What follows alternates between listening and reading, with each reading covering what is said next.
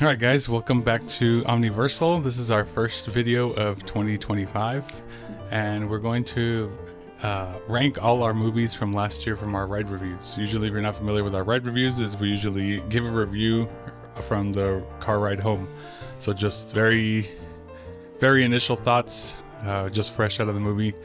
And some of these we didn't do a ride review on, but I know we saw them in the theater anyways, and so we've decided to rank them. We have 22 movies that we saw last year.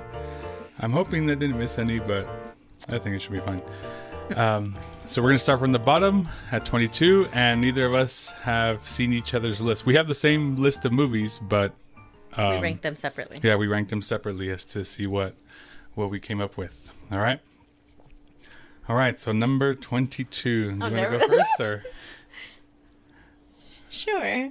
All right. What is yours? Okay, but a small disclaimer. It's not that I hated these movies. It's that they didn't score high enough. Yeah. I mean, there are some of them that I actually liked, but I didn't remember even what they were called.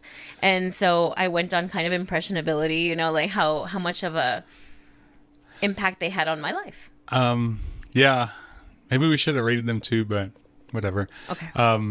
Because this reminds me of students too, when sometimes if they get a grade and then we rank them or whatever, and sometimes they're like, oh, I got the last one. It's like, yeah, but what if the last one was like, you guys were all off by a point, like 100, 99, 97, 96, and so on and so on. So it's like, it doesn't mean you suck or like you did terrible. It's just like they were off by a little bit. So, all right, number 22. Civil War. Why is that? Because I didn't even remember seeing it. And I think I slept through it. I know that you had wanted to see it, and I was kind of like, yeah, cool, history. And then I honestly don't remember it at all. I had to look it up. I was like, Civil War. And so I Googled it, and then I was like, oh, it was a movie. Do you remember it now? No. No, still. I don't remember the actors were, like, I tried not to look it up too much because then I think that it would be like, oh my gosh, I had so much of an impact on me when it had no impact. Yeah, I guess like this long afterwards. Yeah, so Civil War was my 22. What about you? Mine was Kingdom of the Planet of the Apes. Oh, okay, so I'm a bit shocked about that.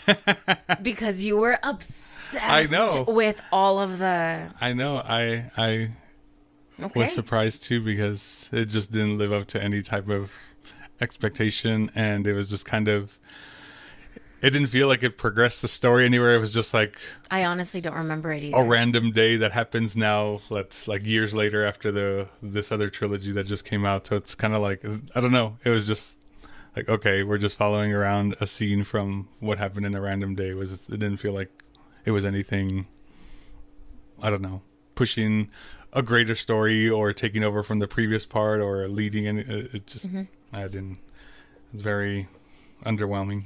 Yeah. All right. 21. Alien. Romulus. Again, it was, oh no, I know. Don't attack me.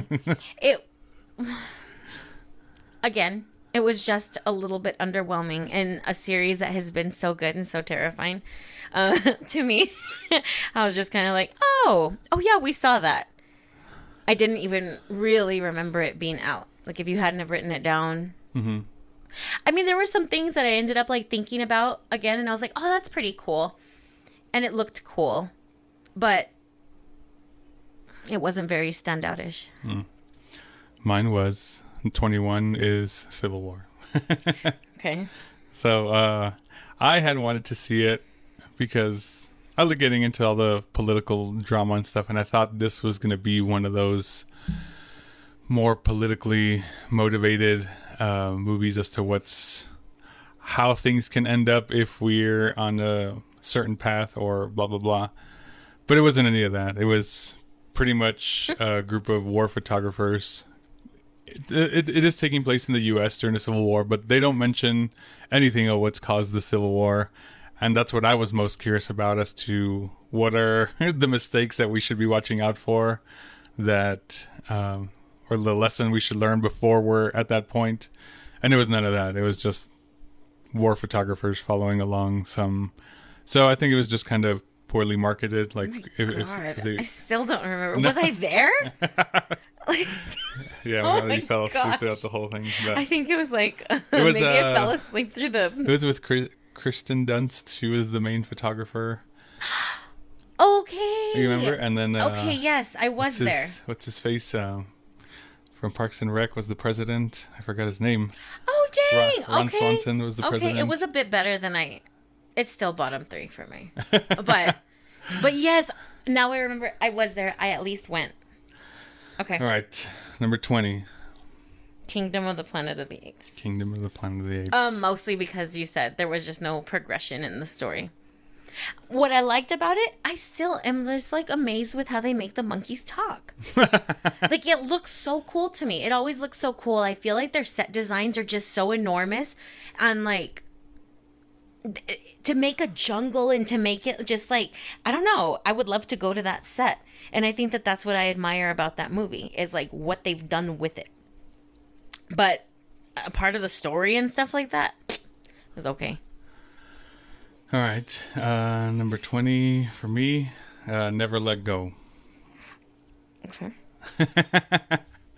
And that one was kind of a little unmemorable, and it was still a little bit of things that I kind of liked, like the visuals that was happening throughout the movie and stuff, and it was very well filmed and whatever, but overall, I remember there being some loopholes that I kind of thought about afterwards. I was like, well, how is this, and how did they get to that, and so on and so on, and I was just kind of like, nah, this is kind of leaving too many questions for it to be like, I don't know. But the way it was filmed was really cool. I did enjoy like watching it, but the overall kind of story and stuff, I just felt a little like, nah, whatever.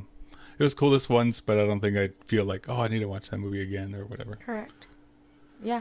I thought that like the trauma behind it and all of that stuff is really cool, but it just wasn't, it's not top 10. Right. And it's underwhelming. I did have to look it up to see which one was this again.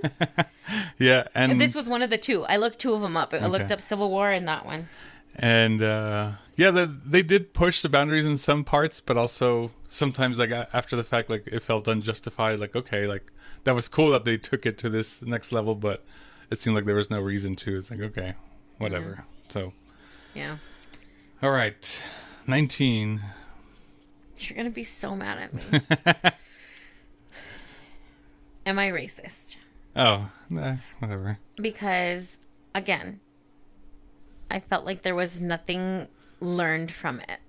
I felt like I didn't learn anything from it other than there aren't any race. I don't know. It was kind of cringy the way they went about things, and I didn't enjoy that. Okay, that's fair. 19 for me was Argylle.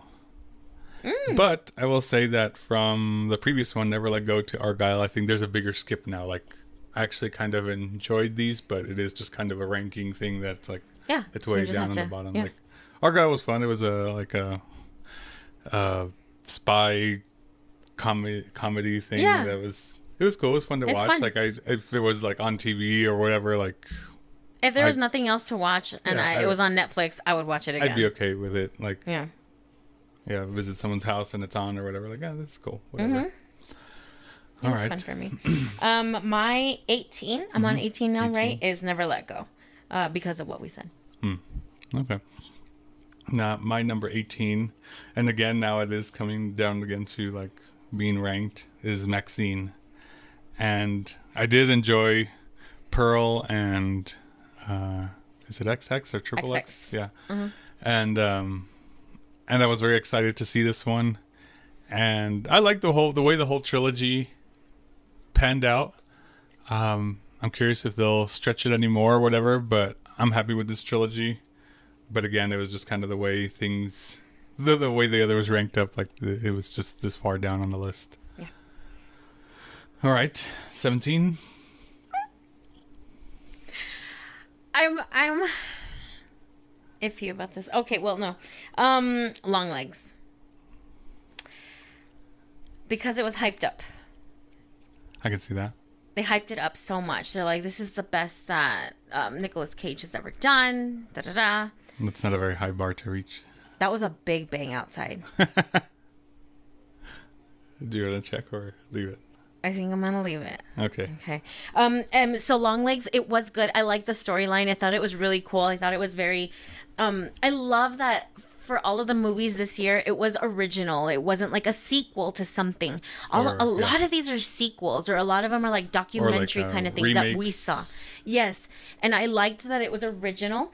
I hated the acting of him. I think it was just cringy and creepy, and that's just how I think that he is in general. I don't think that there was a whole lot of, I don't know. I just have issues with it. But the story was cool. I also figured it out really easily. And so when I figured it out, I was kind of like, that's right. when I figure a story. No, wait. Didn't I figure this one out first? Did you figure it out? Yeah, I think this was the one there was one I thought I remember this year being like. When you figured it out and you were happy about it. I figured it out before you did. I don't remember. No, you're right. This one was me. You did figure this one out. There's another one that you figured out. Yeah, but it wasn't this one. But anyway, so I think when I figure something out or you figure it out, then I'm just like, dang it. I wish I wouldn't have. But anyway, that's why it's so low on the totem pole, I guess. Even though it was original, and I really liked that it was an original thought. Which one is this? That was 17 for me. 17 for me is Smile 2. And I really liked the original, and I liked this one to an extent more, but there was a lot in the middle that was just kind of drawn out, and I remember falling asleep and waking up, and I feel like I hadn't missed anything. And so that was mostly it. Like, I really liked the ending to this one. If you guys haven't seen it, I was like, damn, like I'm curious as to where they're going to take it for the sequel now. Do you remember the ending or no? I do, and that's why I have it a little bit higher. Oh, okay. Yeah. I was like, there's something about this movie that I enjoyed, but I couldn't remember. Okay, yeah, that's... Yeah, so again, Smile in general was I like that it's a more mental health thing, and it's modern. It wasn't a remake, like it's its own original thing from the original or whatever, so... Yeah. I do like that. Agreed. 16. This is going to be... Oh, you guys are going to hate me. Our audience is going to be like, stupid. Anyway, Beetlejuice. Oh, wow. I'm very surprised that you put it that far down. It's just the ranking. Yeah. Okay. It's the ranking system. It's that it's a part 2. It's that I really enjoy that they had all original cast. I did. I really love that. But it's still... Beetlejuice. Like, there's nothing that we learned from this story. There isn't any meat to it. There wasn't any guessing in it. There was a little bit of a guess, and we both figured that out in the middle. And we're both like, oh, haha, it's 'cause whatever. We're doing spoilers on this or not? No, yeah, right? Sure. Well, most of these have been at least... Well, when we find out that the guy is dead, like, hello, we already knew he was dead. The new boyfriend thing, that he was just trying to, like, take her over. Like, yeah. Who didn't see that? Well, I mean, maybe people didn't see it, but like I figured them out really quickly, and I was like, I smell bullshit already. And sure enough, and I was like, okay. When they first showed like the second scene with him, I was like, he's dead. Interesting. I don't remember. Oh, actually, he did something. I did. I thought you figured this one out. Yeah, because even when she walked in and they didn't show the parents' faces or whatever, I was like, okay. And I thought that was cool. Like, it's very fun, but it's it's a very superficial movie. Like, we already kind of know it's a feel-good movie. And I'll definitely watch it next Halloween season, right? But it just wasn't amazing. Mm-hmm. All right. What number was that? 16. 16 for me was Longlegs. And again, also I liked that it was original and it was like a, what do you call it? A crime drama with still more of an actual horror thing to it. But one thing I don't like is, spoiler again, it kind of has a supernatural-ish ending, and I don't like when they trick you up until the end and they're like, oh, there's no out of it. We just have to make it supernatural. Yeah, it feels like a cop-out, like where there's no signs of it possibly being supernatural, and then just all of a sudden it's supernatural. I'm like, come on, man. Like, there should have been hints of it or whatever, or I don't know. Yeah. And that was pretty much my bigger thing with that. Yep. 15. Smile 2. Smile 2. I liked it. Again, it was a part 2. But I like what they did with it. I loved the ending. I love the twist on it and how disorienting the movie was. And that was enjoyable to me because it's like, God dang it, it's so creepy. You know, and honestly, like what brought that one up on the list too is their marketing for it. Like I thought that was so cool. At football games, they were like having the people just like... I forgot about that. That was that. Cool. I enjoyed that. I totally forgot about that. I enjoy being like sucked in on multiple levels, not just the movie, but like in real life. Like, why is this person there? What are they doing? I like that. All right, what is this? 15? Yep. Mine was Alien Romulus. Okay. And also, like, I liked it. I did enjoy it as a new Alien movie. It felt more in the universe of the original Aliens and not like Prometheus or Alien Covenant, but I also liked that there was a tie-in to both, so now they even feel more like each other. Like they connected the prequels of Prometheus and with the original 2 movies, so it felt more like a connected universe now. And I think that's what I liked the most about it. But it was like, again, modern graphics with the old feel of the movies or whatever. So 14. Trap. We matched on that one. We've been bouncing back and forth. There's only Alien is the only one that we've had off. Trap. But you're like a big Alien fan. Yeah. And they scare me. Yeah, Trap. I liked it. I did like it. It was very straightforward. This is the one that you figured out. You're like, this is what's going to happen at the end. And I was like, there's no way that's going to happen at the end. What part exactly?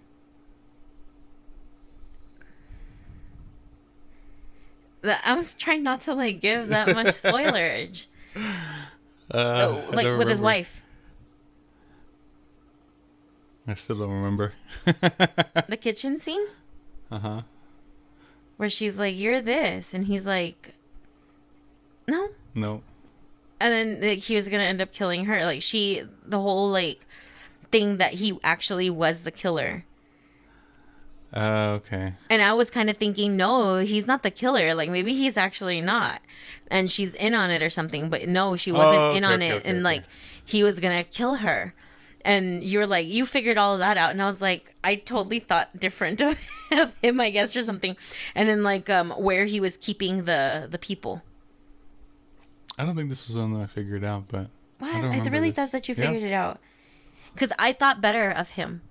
Oh, did you? Yes, and he deceived me. And I liked that for a movie. Not in real life. I don't like deception. But anyway. Yeah, and we saw this with a couple of friends, and they pointed out a lot of loopholes that are like, oh, damn, I didn't think about that. But we saw this one with people? Yeah. Oh. And it didn't bother me as much. Like, there's a certain amount of disbelief you have to suspend. And they're not all, like, super impossible things, but it does make you question, like, they were doing this one way before, and now they're doing it this way. It's like, okay, I could see that, but it's not an impossibility to... And then there was a few other things that I don't remember exactly, but I was like, okay, either way, they didn't seem, like, totally crazy to... I like that it was original. Again, yeah, I did too. Like, and it wasn't a sequel to anything, and it was kind of like, I don't know, the acting was, they did pretty well in it. I guess the suspense to me is like, it makes you feel it, like, oh, dang, like, is he going to get away with it? Is he not? What the hell do you do? How does well, it's kind of crazy how deceptive a person could be, and like how charming sociopaths can be. And how trusting people can be too.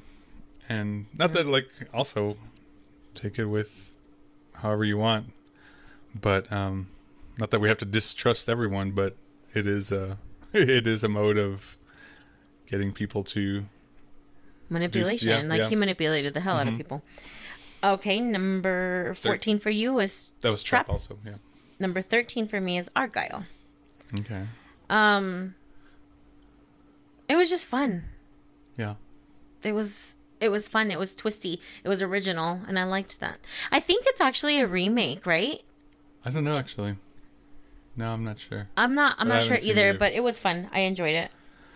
You 13? 13 is Twisters, and I didn't hate it, but I didn't. Well, not even. I didn't dislike it, but I'm a big fan of the original, and there's pros and cons to the situation because I thought they were going to link it to the original one, and in a way, I kind of liked in the end that they didn't, but they used a lot of the what do you call it, Easter eggs from the original that makes you feel like it's almost like a remake, but not. And so I kind of did end up enjoying that. I was looking for the connection to the original, and in the end, I'm kind of glad that they didn't, because I'm wondering now that we're talking about it, didn't she actually base her research off of the original movie's research? I don't remember. Because she had like a whole bunch of books and all of that stuff, and she was studying. And they had Dorothy or whatever. And they did have Dorothy. So I'm wondering if she had actually... I need to watch it again. Yeah, I only watched it that once. And we've been wanting to watch it, and I've been wanting to buy it, and we just haven't watched it. Seasons. But yeah, so I'm wondering if she had actually done the research from, like, grabbed the research of the original researchers, like, from the part 1, and then did it on her own. I love the tragedy in it. There's this, like, beautiful love story in it, too, that all of us were very excited about. All of us? Just kidding. All of us, girls. I didn't hate it. Like, it was for a it little being bit... a chick flick? It like, wasn't... For how much they kind of turned it into a chick flick rom-com. Like, okay, this wasn't terrible. It has destruction and stuff, so... so cool. The tornadoes looked amazing. Yeah, they did. And I liked that it was still like the rich corporate tornado chasers versus the more like natural naturally inclined, like their skills are more like, I don't know, they rely more on their skills rather than on their gadgets and stuff like that. And they flipped it on us from the original, how the original you're following the ones with all the intuition, and now you're following the corporate ones, and then you kind of see a little bit of both sides. But I enjoyed it. Yeah. I want to watch it again. All right. Number 12. Mine is Twisters. Twisters. Oh, very nice. That's pretty close up there. Same. You 12? My number 12 is Joker 2. Oh my goodness. What? I'm shocked. Did you think it was going to be higher or what? Absolutely. I honestly don't remember it well enough. Maybe I'm influenced by a lot of the bad reviews it got. But I remember walking out of there liking it. And then all the reviews came out, and I was like, what the, like, why? It wasn't that bad. And the thing that I guess surprised people the most was that it was a musical. And since they announced it, they had said it was a musical. So I wasn't surprised by that. I was already kind of going in there expecting a musical. And I don't know. I'm still shocked that it didn't even make top 10 for you. And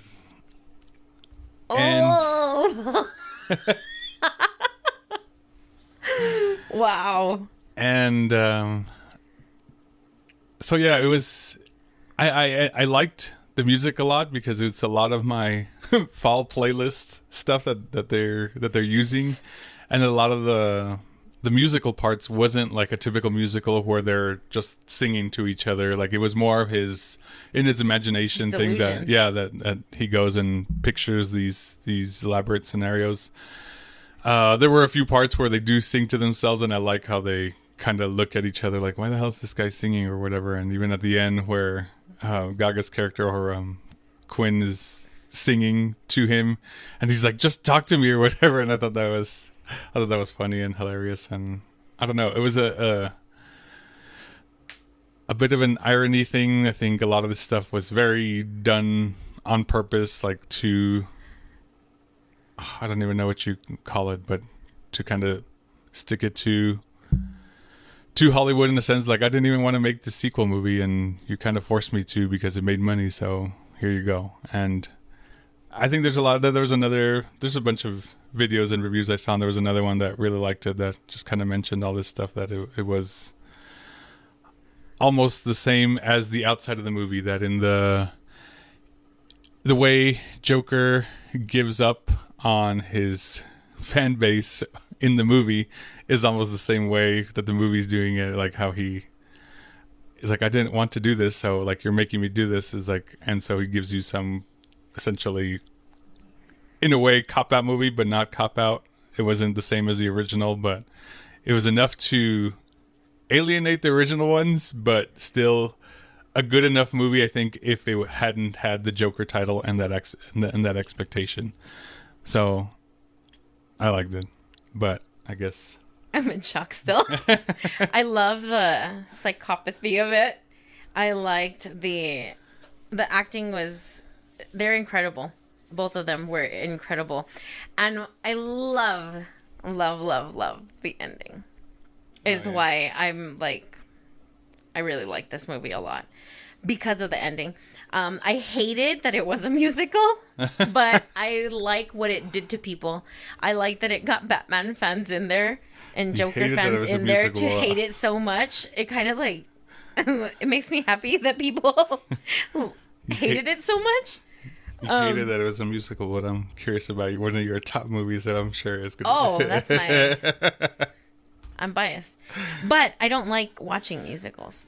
And so it did bother me that Joker 2 was a musical. And then in the musical aspect of it, like, why didn't they let her, like, sing? But that's beside the point. She is an actress as well. So I'll get to that one when it's mine. All right. Number 11. Now we're getting into the top half now. This is all the bottom half. Now this is the top half. Terrifier 3. Terrifier 3. Interesting. I know it's low. But it was the hype. People just thought, oh my God, it's the most disgusting, blah, blah, blah. And I didn't find Art the Clown as hilarious as he usually is. He just wasn't that funny to me this time. Like, it was all very intentional, and like he was angry this time or something. And I was like, I missed the funny clown aspect of it. I think it was just hyped up too much for me. Mm-hmm. It still is. Like, we watched it again, and I was kind of like, Mm-hmm. It looked more disgusting on our TV than it did in the theater, which I appreciated. But I just didn't do it for me this time. Okay. I miss his hilarity. Was this 11? That was 11. Mine is Am I Racist? Yeah, you're interesting. And it was more of I don't know. It's this whole past year. Some of you, I don't know how you feel about it or not, but it has. I do feel a pull to the more conservative right-wing side.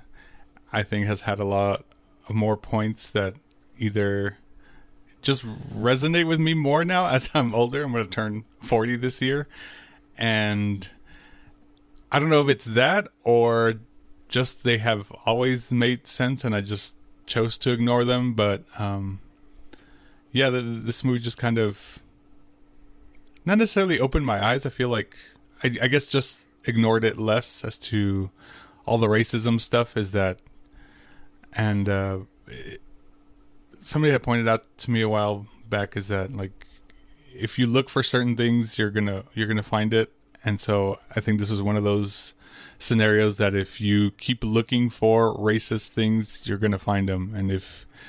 And not necessarily that you should ignore it, but just have a better criteria as to define whether something is racist or not just because something has a racial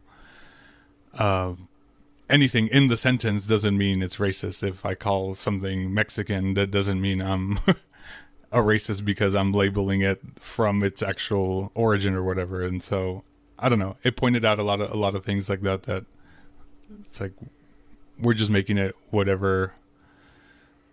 We're pretty much causing the stir up more than it needs to be caused. And that's pretty much mine. 10. Inside Out 2. say that too. Interesting. It was good, and I remember really liking it when I saw it. Okay, it's the one with anxiety, and like I thought that it was a good description of anxiety, and I think that it's good for people to, I don't know, it's like a kid version of mental health, and I think that it was good. I like that it's promoting such, I guess, pushing different emotions and labeling and trying to understand children a little bit better. And considering that I work with kids, I think that that's really important for an adult to realize that they have all of these emotions by the time that they're 12 years old. They're already getting all of this, and for you to treat them as if they were a baby is not fair, right? And so I think that it was a good happy medium for children and for adults to learn children. Right. And I think as an educator, like one of the bigger things I think or one of the bigger flaws with educators is, at least for me sometimes, is that we know our content so well that we forget how little the one you're teaching doesn't know about it. And so it seems so common knowledge to us that it doesn't to them. And I think that's kind of the same scenario here, is that like we have so much more experience dealing with certain emotions and regulating and so on, that we think it's common knowledge to kids, or even as they're growing up, and it's not. Like they have almost like no experience in all this stuff, so this is all very new to them, and to just kind of blow it off as like whatever. I think, yeah, you're right. I think the movie did a good job as to illustrating, like putting more of a physicality, I guess, to the. I love that they kind of opened a lot of adults' eyes, just from conversation with other people that we've had about it, is the lack of joy that us as adults have. We lose joy because we replace it with anxiety of all of these expectations that we have to have, right? Like, now you're expected to pay for your car. Now you're expected to pay for your house. Now you're expected to go to college. Now you're expected to do straight A's in high school. That way you're able to get into a college. Like, there's so much expectations that are set for these children. And so all of the joy that they have or have had before goes away. They don't have time to play anymore. They don't have time to go to the park. They don't have time to be outside and be with their friends anymore. It's very structured. Like, oh, you have to go and you have to do this. We're going to have to fundraise. We have to fundraise at least $800 so we can take a trip before you're whatever. Like, it's such bullshit what we do to these kids. And we've been so indoctrinated by it, right? Because we went through it and there wasn't any awareness of it before. Not shame on our parents, because our parents were doing what they thought that they needed to do for us, right? But it's not until you're an adult and you've done all of these things that have been set for you that you're like, oh, I can find joy in my life again.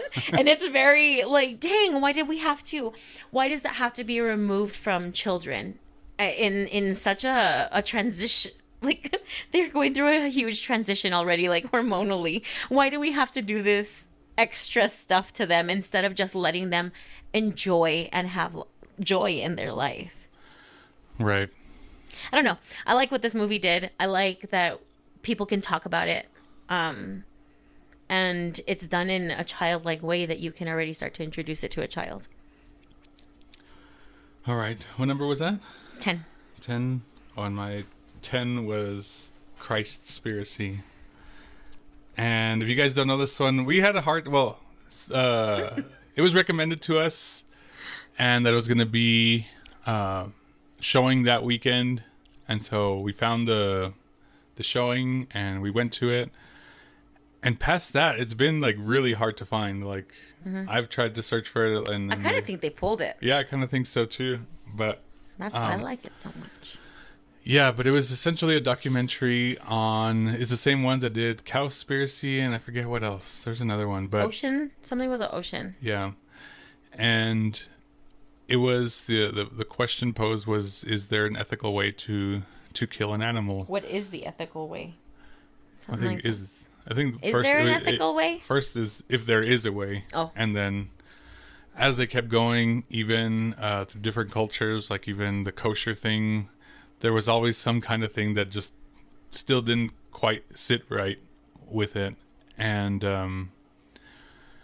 it gets into a lot of biblical stuff, and it was crazy how even the pastors and Christians in the U.S.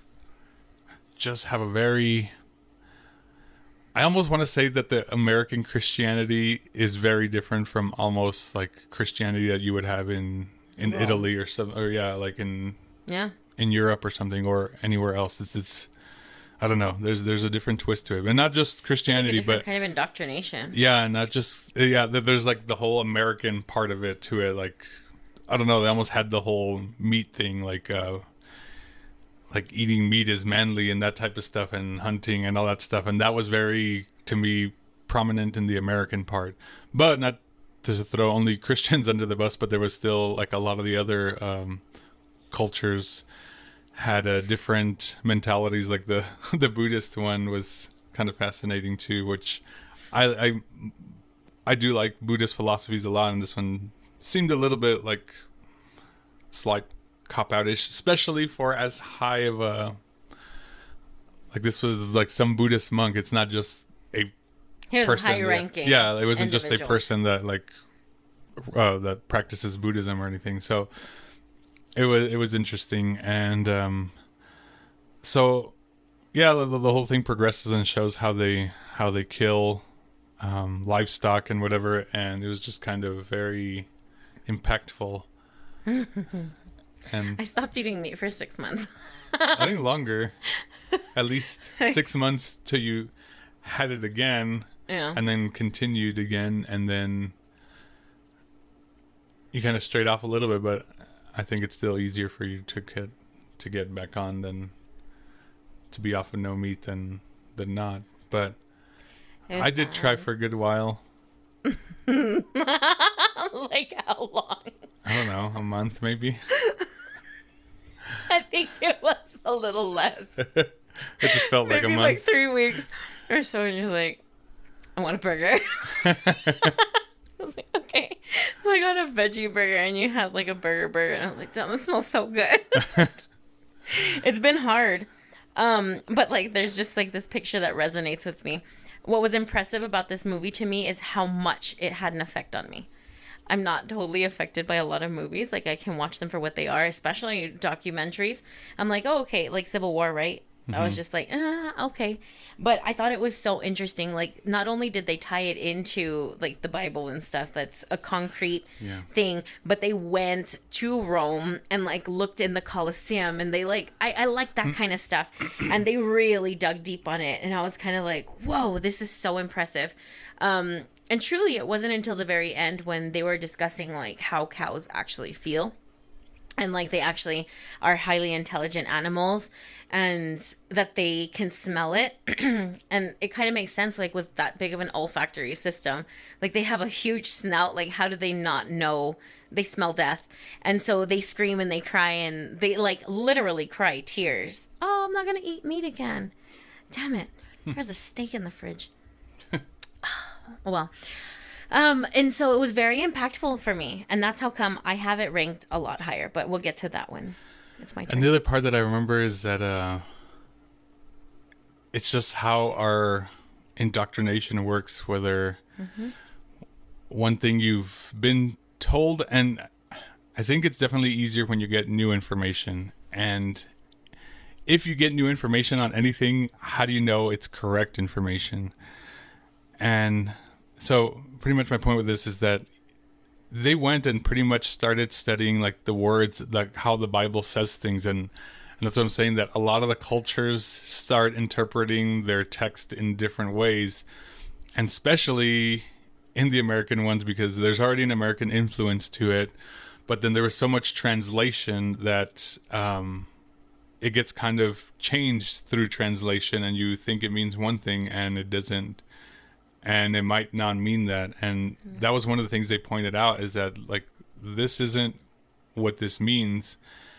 And, well, like, the original word is not, that's not what it means. This is from, apparently from the original text of the original Bible. And so how even if you get that information now, you've been indoctrinated with this other info so much, and it's pounded in your brain that how are you just gonna instantly just wash it off? Like, oh, I've been wrong this whole time. Let me just erase it off of my brain and put this new one. And it's not gonna be that easy. And whether you believe it or not, there is still one truth. Like whether you want to investigate it more or not, like there's still only one truth. Both scenarios can't be true, and it's more just a feeling as to what I feel is more suitable for my life, because I've already invested so much time believing it this way that I'm just going to kind of keep going this way instead of... I really love the way they dissected it. Yeah. Like, they took it down to the word and then dissected the word. Like, it was very appealing to me. Yeah, I really liked this movie. And it was, at least from what we know, again, scholars that have studied this stuff for years and dissected it from different angles and so on. And so, I don't know. It was very interesting. It's in my top 5. Oh, dang. Spoiler alert. All right, next one. Where are we? I think 9? Yeah. The Substance. We matched there too. Okay. The Substance. It was cool. I love how original it was. It was disgusting. Like the body floppy, like, ugh. And how we abuse all of the good that we have in our lives. And I think that it's just, it has so much truth to it. And I think that that's what I like in a movie. I like that they're able to show you this thing, and then you're also able to dissect it and like come to your own conclusions and see how that affected your life, and like what can you do to better yourself to not be like the characters in this movie. Right. I myself am very opposed to like vanity stuff. Is just kind of accept yourself for how you are, make the most of it, become a better person, and that I think in turn will fix at least the way you see yourself, and you'll start accepting your physical traits. But anyways, I love the whole thing as to the whole premise. If you don't know, is Demi Moore it's Demi Moore in it, and she's Demi Moore, and she's this dancer, not like a fitness instructor. Yeah, there you go, like a fitness instructor, but like she like has like a TV show type deal or whatnot, and she's pretty much getting booted because she's getting too old, and so she tries to figure out a way to doesn't something crazy happen? Yeah, to stay younger, or somebody pitches it to her that you can be younger and blah blah blah, and so it's the Substance, and it has very strict rules of like is it a week, or I don't know how long it lasted. After she takes the Substance, she pretty much like cocoons and like pulls out a younger self out of her or whatnot. But it's a whole different like person. Yeah, and it's not exactly her younger self, but it is a younger woman, and so now she can have her own life, and but it has very strict rules that you guys have to flip flop every week, and you have to follow certain things like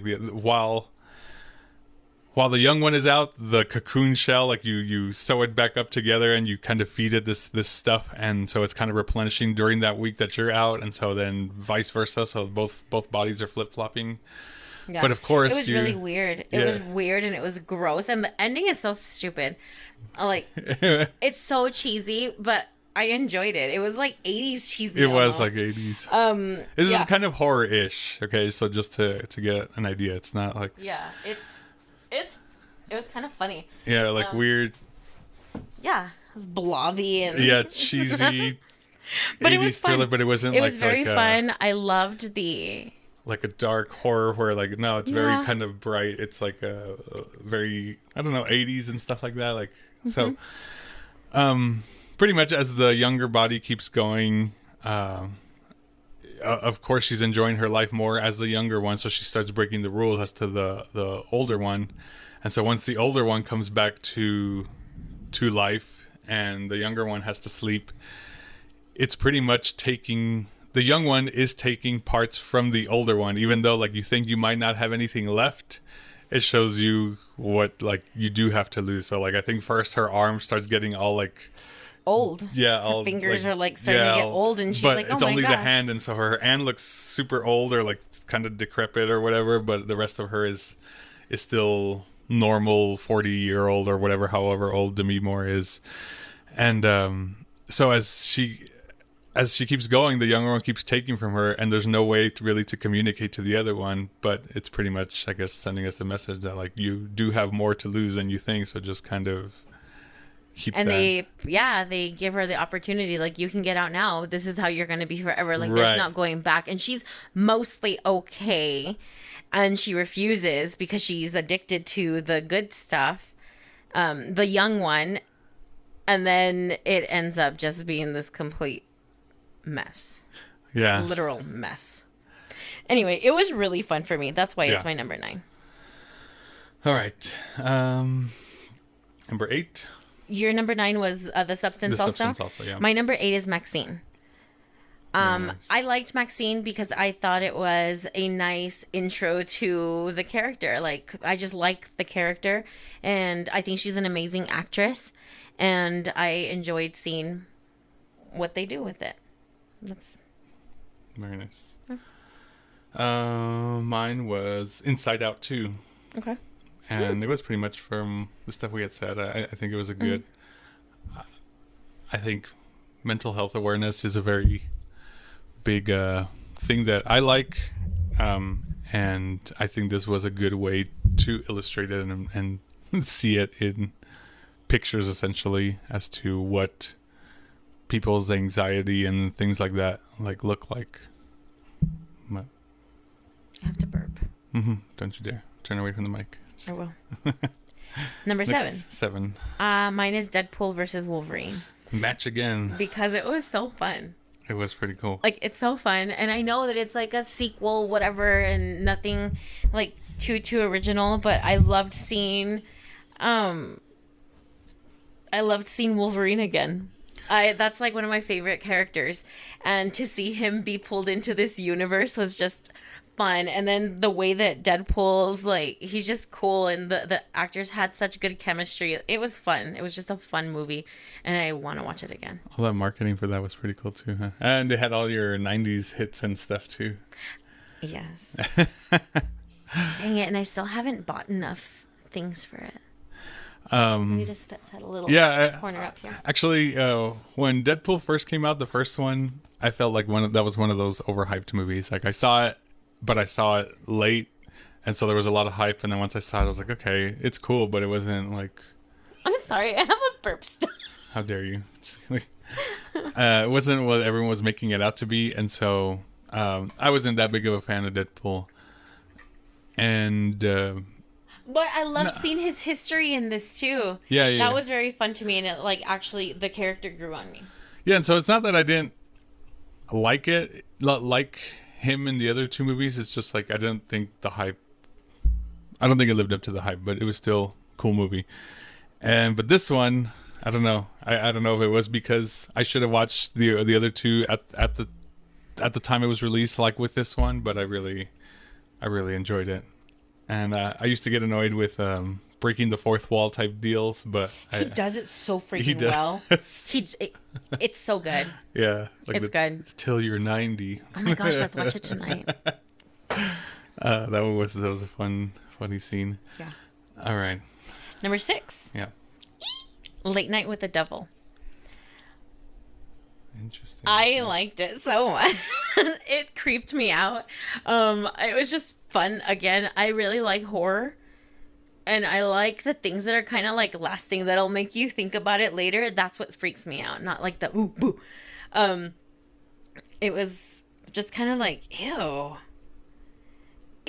And to think that it's like, it's kind of culty, and cults kind of freak me out because I think that they're real, because they are real, and people actually believe this stuff, and then they like feed it to another person, and the other person believes it too. And I'm just like, that's the scary shit in life. Not like, ooh, there's a ghost in my house. No, bitch, there's a cult out there, and they are like brainwashing all of their other people. They're so indoctrinated that... Whoa. Oh, it happened. Excuse me, I'm sorry. Yeah, so I liked it. Okay. Mine was Beetlejuice. Okay. It was Beetlejuice. And I think it was just... Number 6. That's high. Yeah. And that's why I was kind of surprised with yours, I guess. I liked it visually, and I'm very much a visual person, and I know a lot of times I do like a good story, but sometimes a good story with a crappy visual, it'll be hard for me to get into. And if I had to take visuals over something, I'll take the visuals. I don't know. I feel like that's the deal with movies but that's me. Well, maybe you're that's a visual person too because of your imagination, right? Like your imagination isn't extravagant. No, it isn't. My imagination is extravagant. Like it'll create these like giant, I can fill in all of the blanks. So I think that's how come it's more appealing to you when it's all very much there. Right. And I liked, I guess, again, the modernness, like with Romulus, it was taking an old thing and making it more modern. So the visuals have like the technology of now, but I liked that like with the snake monster thing, they didn't make him too like real. It was almost still like they were imitating 80s graphics Cartoony? but with modern tools. Like, gosh, I'm having trouble remembering it actually. And even just all the clarity of it, like the 4K-ness and the colors and whatever. I was like, dang, this movie looks... seen it though on our TV. No, we haven't, but we bought a 100-inch TV. Oh, gosh. And so I was hoping you weren't going to share that information. And everything more clearly because we're old, and everything looks amazing on it. And we've been rewatching stuff like on hard disk. And those of you that like don't know if like hard disk versus streaming, hard disk for sure definitely looks way better. We've done been blank tests. Yeah, like compared it. Yeah, and blind tests where I'll have them like switch it back and forth and ask her which one looks better, and it's consistent. Yeah, it's been pretty consistent with the hard disk beating. The only one that hasn't is like if it's 4K streaming HDR versus a Blu-ray hard disk, the 4K streaming still beats it. So that kind of sucks for my Blu-ray collection, but I'm not going to rebuy everything. I'm just the ones I really want. Good ones. Yeah. So yeah, number 5. Oh yeah, Joker 2. Very nice. Because I really like the ending, and I really like the acting, and I really hated that it was a musical. But I really like the acting, and I really like how the acting saved it. Because if it had, I am almost sure, like any other actors, you'd have been like, this is such shit. But when he dazes off and he goes into some kind of weird song, you already know that that's what's in this character's head from the first Joker. He already does his weird little dance thing. Like, he's in his head, and people are like, what is going on? So I think that's what was cool about this, is you're confused. And they do a really good job showing you mental illness, I thought. Mm-hmm. Because these people are delusional. This is what is happening in his head. This is what is actually happening. He has no idea that people are staring at him like, what are you doing? No clue. And I think that they pulled it off really well. Go ahead. I think that's why it was low on my list, is because like although all that was good, I think it relied on, at least even for me, it relied on the Joker label and the attachment I have to all the Batman lore. If this was just a movie of like a guy who thinks he's a clown or whatever, like it has no Joker, no Batman lore. You can change their names or whatever. It's not Joker. It's, I don't know, the whatever. I don't think I would have remembered it as much. It needs that backing of it. But that's what makes sense in this movie to me. What? Is that, can I do the biggest spoiler? Sure. Is that he is not the Joker. Oh, yeah. He's not the Joker. And that's how come he didn't beat the shit out of Harley Quinn. Because Joker would have, and then laughed at it. He wasn't that kind of crazy. He's another kind of, do you know what I mean? Yeah. And that's what I enjoyed about it. Just like, so at the end, that's where it's all cleared up. The other one did not care. What do you mean? Can I really, can I just... It's been out for a while now. And okay, so he gets killed by the actual Joker. And the actual Joker sits there and cuts his face as I like to smile, like a permanent smile on his own face, to lead up to like the Joker that you would have in The Dark Knight. The Dark Knight. Right? And so he's like a young... And it's not that they are connected, but there have been like iterations of the Joker, like the Dark Knight one where he cuts his own smile or his own grin or whatever. And that's what I liked about this movie, is that I was upset. Yeah. During the movie, I was like, this is so shitty because why isn't he back talking? Why isn't he doing anything funny? Why isn't he like, he's in his own head? This is not funny. And his laugh doesn't even sound like the Joker. Like, it's a fun movie, but this isn't working for me. And then once they kill him off, I was like, oh, yes. Okay, now we have the opportunity for an actual Joker. Yeah. But I know. Yeah. And even from the first movie, I had thought, like, I like where it's going as far as how, like, this is very, very early in the Joker career thing, but there were still parts of it that I was like, how does he get over all this stuff? Because, like, the Joker, as known in the Batman lore, like, I don't feel would have all these Ties. or as many insecurities like this one has. Right. And so I was curious to see how he was going to get over this stuff where it's like he's not even faced by these insecurities anymore or whatever. And throughout this movie, he was still kind of that insecure part, and it doesn't seem to be losing it at all. It was just kind of weird. Like, he wanted love too much. Yeah. He needed, like, it was still too human, I guess. Or very. And that's why I didn't really, like, I enjoyed it, and I really liked the movie, and I really love his acting. But I was like, this isn't a good Joker. and that's why I loved that they killed him. Yeah. All right. Number 5? Was that number 5? No, was that your number 6? Oh, that was my number 5. What's your number 5? Mine was Terrifier 3. Oh. Okay, why? Mostly because I'm biased towards all the Terrifier stuff now, is that I based these a lot on like how much I would want to rewatch, like how much am I willing to like want to sit there and rewatch it again. And yeah, although this wasn't the best in the Terrifier movies, I still enjoy the whole thing. And like kind of opposite of yours, like it's a sequel. Like I like that it's still expanding on a world that I enjoy, and so I was like, okay, Ew. I'm kidding. And yeah, I was also a little bit disappointed in the amount of hype it had or whatever, but I like that. I don't know. It was a Christmas movie. They did take it to some new places, and it still left some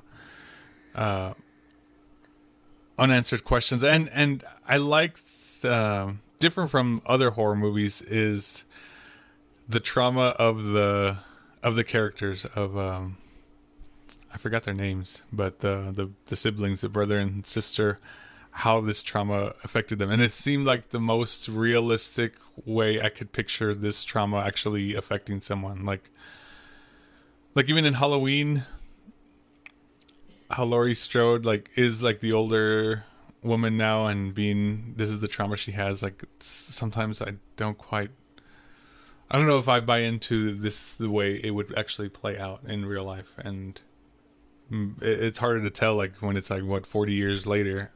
I don't know how it would play out for these kids if it was 40 years later after this one, you know what I mean? And it seems crazy that, not to like compare it, but like the stuff that these kids saw that Terrifier does versus what Michael Myers does, I don't know, I think it seems more justified that the kids would be this traumatized 40 years later. And again, everyone's going to handle trauma differently and whatever, but I don't know. It's just the way it seemed way more realistic to me in Terrifier 3. I like that. Number 4? Christspiracy. All right. I liked it that much because of how much they dissected it. They took the words and figured out what they actually meant. They went to the places, and then I thought that it was very impactful in my life. Cool. Number 4 for me was Late Night with the Devil. And that okay, one that's also, 2 off. And also, that one was more original in that sense of like than Terrifier or whatever. And so we've only seen it that once, and I've been curious to see it again. But yeah, ooh, I'm a little bit scared though. It freaked me out. It wasn't a popular one, so if you guys aren't familiar with it, Late Night with the Devil was almost like a found footage thing, but it was like a deleted episode from a late night show, like Tonight Show with Jimmy Fallon, but it's like in the 70s or whatever, and it's apparently this girl that is possessed or says she's possessed, but she can kind of control it. Well, her like keeper can control her. Yeah, and like she lets her like snap out of it and almost be like a quote unquote a normal person, and then she has the like her helper that goes on with her, and like the host suggests to try to talk to the devil part of her, and I don't know, just things start going crazy from there, and yeah, and so it was like a deleted episode that never aired. Yeah, or whatever, they have like a skeptic also there, and Yeah. like to try to see if it's real or not real, and it was cool. Yeah, it was a cool concept. All right, number 3, Heretic. Heretic. You too? No. No? Heretic. Whew, that is a good movie. It is absolutely terrifying again. Because it is so real. Oh, I don't even know. I have way too much to say on this movie. I think we covered it. I honestly don't think that I liked it as much as soon as we got out of the theater. Uh-huh. And then, like, after I've been processing it and chewing on it, I'm like, God dang, that was a good movie. It is so smart. The way that the script was written. The words that are said are incredibly impactful. And I think that, oh my gosh, I wish the writing could get an award for it. The trickery, the deception is just so too real. It's real. And it's scary. And yeah, it was definitely one that's like an everlasting, like sometimes I'll be making a decision. I'm like, oh my God, what if, okay. And I'll like think back to the movie and I'm like, no, this has to be, a little different. Anyway, I really like that movie. So yeah, that's my number 3. Number 3 is Wicked. Just kidding. No, I can't. And I she's a big old fan of Wicked, and I've seen the musical twice, and I need to see it, I guess, more times to become familiar. And now that the movie is out, I feel like I can become more familiar with it. And I'm not usually, like, even with remakes, people always say kind of like, oh, the original was better, and I a lot of times I don't think it's that the original was better, it's that you're more familiar with the original, you've had more time to build that connection. But if flip-flop it, like let's say the movie came out first and then they made the musical, like I don't know how, if people would feel any different. And so I know Kristen Chenoweth and Idina Menzel were the original ones, and I know there's going to be that natural comparison, but I liked that for the most part they kind of not necessarily made it their own. At least Elphabuz was a little bit more of her own, at least from what I remember. And Ariana Grande's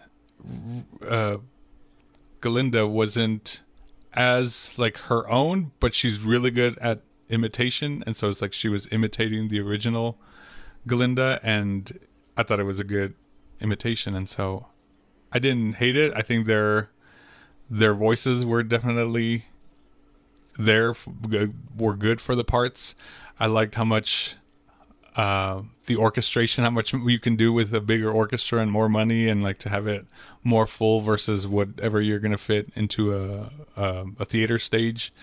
So the music definitely played out better, and the original composer was involved in it. It wasn't like they just brought in some other guy to do it or whatever. So all the parts were fitting in there for it. Mostly now I'm the only beef I have is, and it's really not really any of their fault, is that it's hard for me to picture it in the actual tie-in to Wizard of Oz. And so I'm hoping that they would do an actual Wizard of Oz remake with these as the cast. Like Elphaba is the actual Wicked Witch and Glinda is the Good Witch or whatever, and see it kind of bridges the gap a little more as to what this world was, the multiverse of Oz or whatever.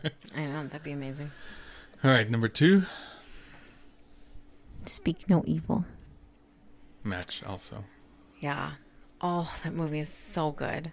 Like, I see it pop up on streaming. I'm like, I'm going to watch it.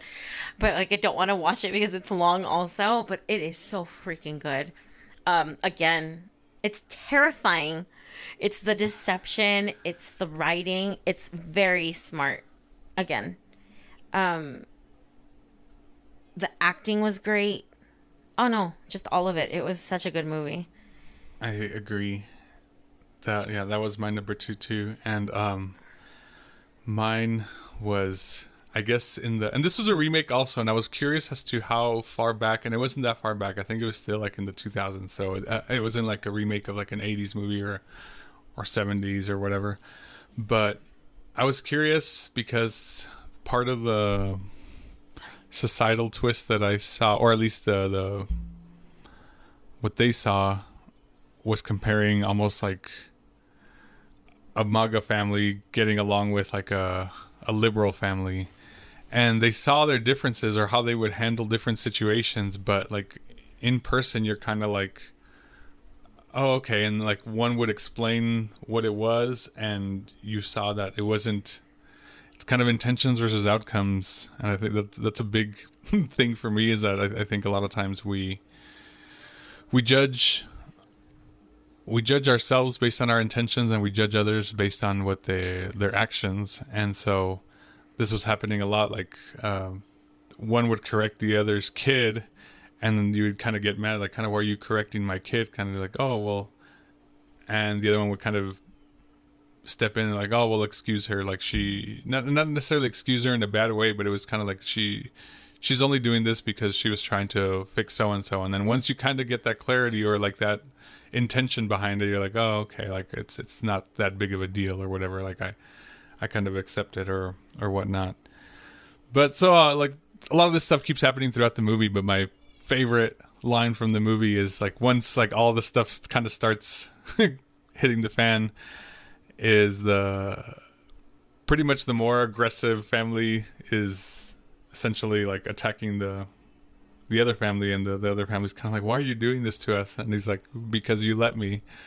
And I freaking loved that line. And I think it's something that I think we're afraid to face a lot of times. Like, why is this happening to me? And I hate to say it, but it's pretty much because you're letting it happen. And that happens to me too. And I always have to try to think like, do I have to put up with this, or am I allowing myself to put up with this?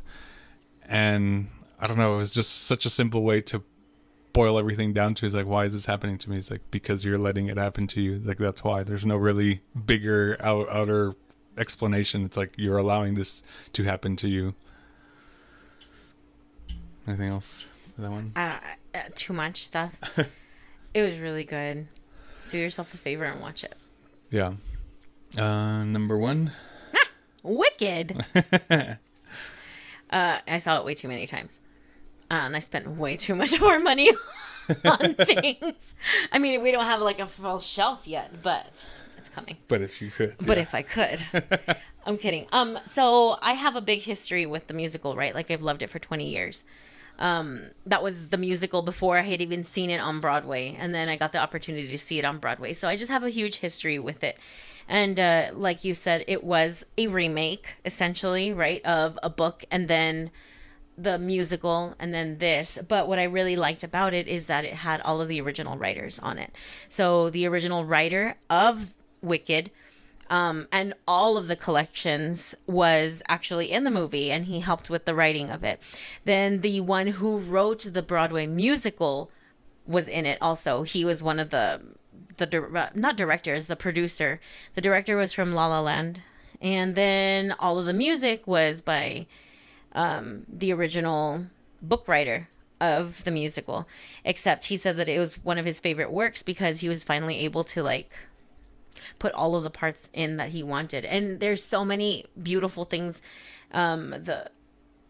The music was just so luscious, I guess, to me, to hear so many different things. Like, they even tie some of the Wizard of Oz themes into it. And I really, really appreciated that. I love that it pays so much homage to the original like Bowman's Wizard of Oz. And then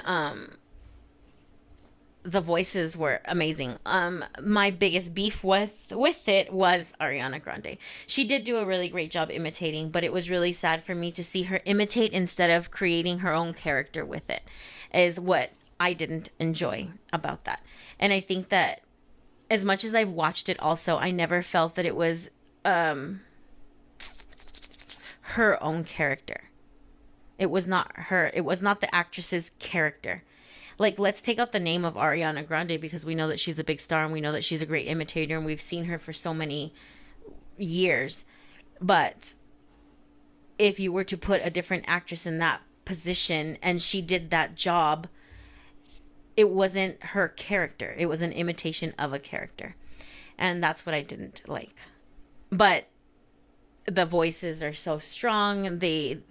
I also think that like the marketing for it has been, I don't know if I was just getting like everything, but it was highly, highly marketed. And I think that it's really cool. Again, it ties into mental health. There's so many different things I felt like it tied into. Aside from how beautiful it looked and how much money they invested in these sets that they built. Like everything was built by hand, and like it's like you go to Oz. Excuse me. Some of the other characters, aside from them, were very charming. Like Oz himself is extremely charming, and he's supposed to be, right? And I think that he did such a good job in that role. Like, we know he doesn't sing, but he acted so well. Madame Morble, God, I hated that character. She was the weakest for me, and I didn't like that. But I'm such a big fan of Wicked that, you know, you kind of overlook and push it under the carpet for those things. It's like if it was a new Batman movie and there's one character that kind of sucks, like Marion Cotillard, right? And you're just like, fuck, oh well, like let me sweep that one under the carpet and I'm going to pay attention to the good stuff, right? So there was a lot more good than there was bad for me in this one, and it looks really beautiful and I love the music, and I'm still obsessed with the musical itself, so that's how come it's my number one. But Speak No Evil was really, really good. My number one was Heretic. I freaking loved that movie, and I think I told you straight out of the theater for that ride review. I was like, this has to be not even my top movie for 2024. It's like it's up there now, probably in my top favorite movies ever. And we haven't watched it again. I know. We haven't bought it or anything. Yeah. I don't think it's streaming on anything yet, but yeah, I've had a whole thing with religion. Grew up religious, got off of religion. Still am off of religion, but now I'm more kind of in limbo. Like I don't know what to think. I don't know what to believe, and there's, I don't know, a little bit of evidence for both, but just the evidences are different. And so that's kind of what keeps me in limbo. It's like, to prove a spiritual thing, you wouldn't prove it through the same ways you disprove it, and so that seems hard to accept in the way that like science-based stuff is. But I don't know. I'm okay with just being like, I don't know what the hell's going on. Like, and we'll see where all of this ends up. But I liked the way the movie kind of pointed out essentially the marketing of religion, and I loved how it has the overall religious thing and how deep it can be, but it boiled it down to very relatable things. And like one of my favorite was how it brings it to the Monopoly game, and how there was a less popular game that preceded Monopoly, but it was essentially the same game, but it was not marketed or not funded the same way that Monopoly was. Right. And then there comes along Monopoly, the actual original game, and that's essentially what Christianity was. And then now there's like all these new versions of Monopoly where they're like themed or whatever, and that's an even newer version, a differently marketed version of the same thing.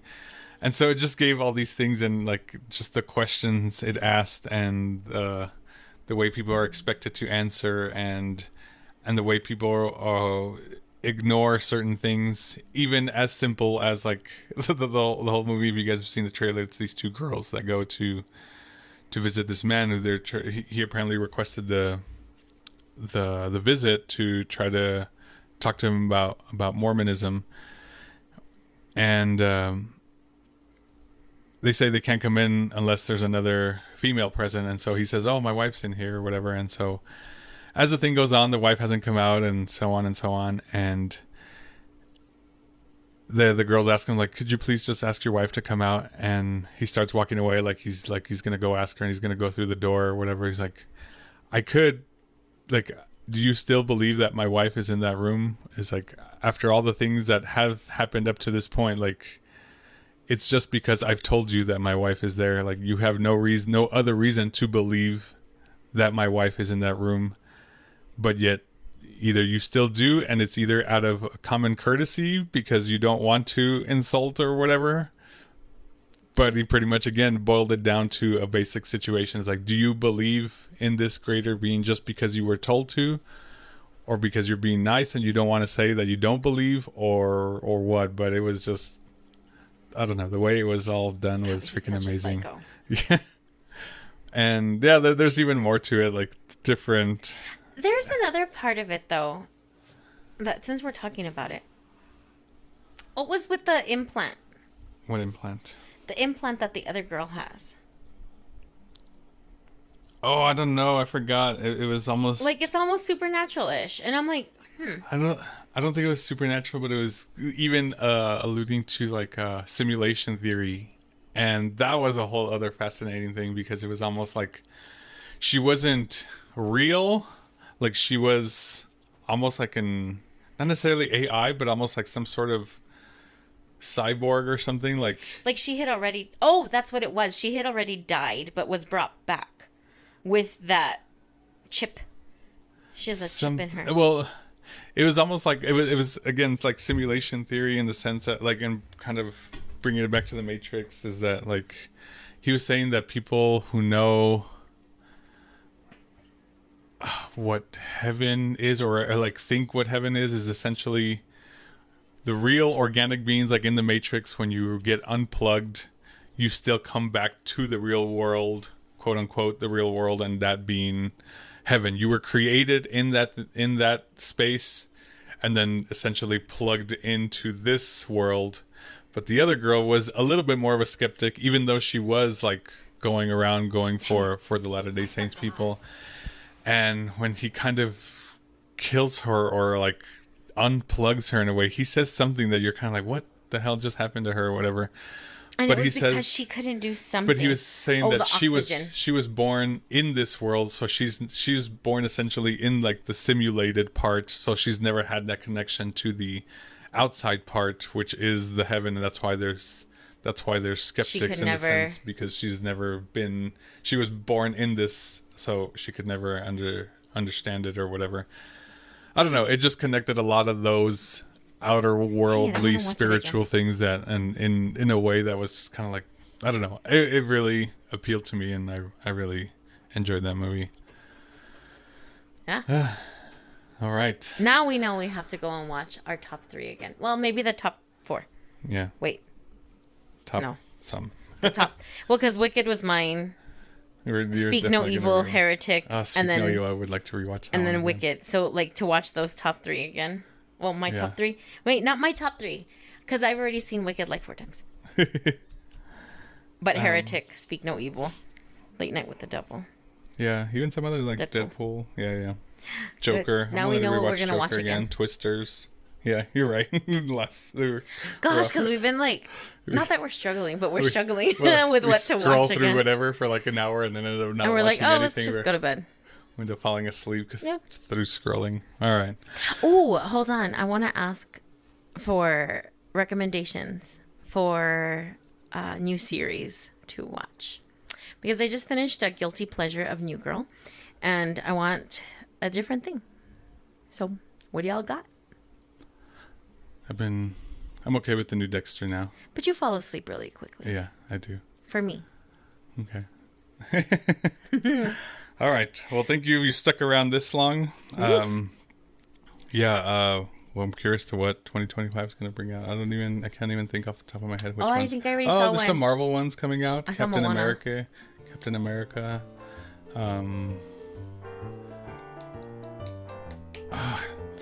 I had a few others pop in my head right now and they disappeared. Nosferatu or something like that had come out. We didn't see it. But that was in 2024? Yeah, it was in December. Oops. Let's see. We haven't been to the theater there's yet. other Marvel ones. That's all I can think of right now. There's no other Star Wars or Batman. Oh, Superman. I'm curious for Superman. how Superman will be.